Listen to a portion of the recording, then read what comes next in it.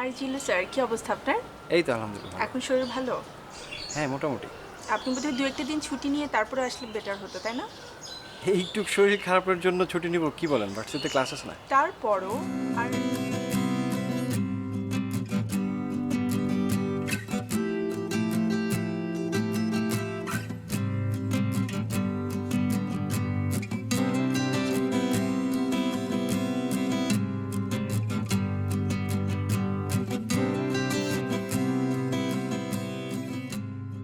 আমি তো ভালো, কিন্তু আপনি এই শরীর নিয়ে ভার্সিটিতে আসছেন কেন? আমার শরীর আবার কি হলো? শরীর তো ভালো আছে। আর ভার্সিটিতে আসবো না তো কোথায় যাবো বলো? দেখেন জিল্লুর ভাই, আমার কাছে লুকানোর কিছু নাই।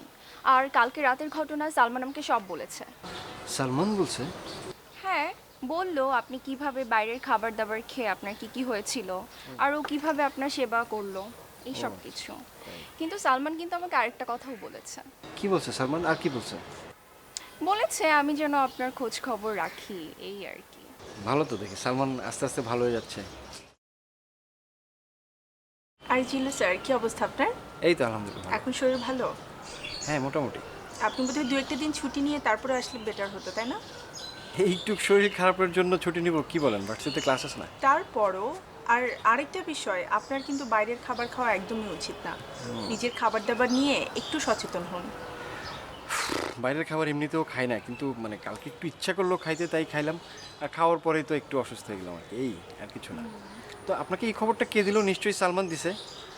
ও ছাড়া এই মহৎ কাজটা আর কে করবে বলেন? ওই তো বললো। অবশ্য আরেকটা কথাও বলেছে, কি বলছে? আমি যেন আপনার খোঁজ খবর নেই, ফোন করি। আর আমি তো প্রথমে ভেবেছি যে ও বোধহয় আবারও দুষ্টমি করছে, বাট এখন তো দেখছি ঘটনা সত্য। থ্যাংক ইউ ম্যাডাম, মানে খোঁজখবর নেওয়ার জন্য আমার। বাট সালমান আপনাকে বলছে খোঁজখবর নিতে? সালমান দিন দিন ভালো হয়ে যাচ্ছে, আগে একটু দুষ্টুমি ছিল। তো থ্যাংক ইউ ম্যাডাম আপনাকে আমার খোঁজখবর নেওয়ার জন্য।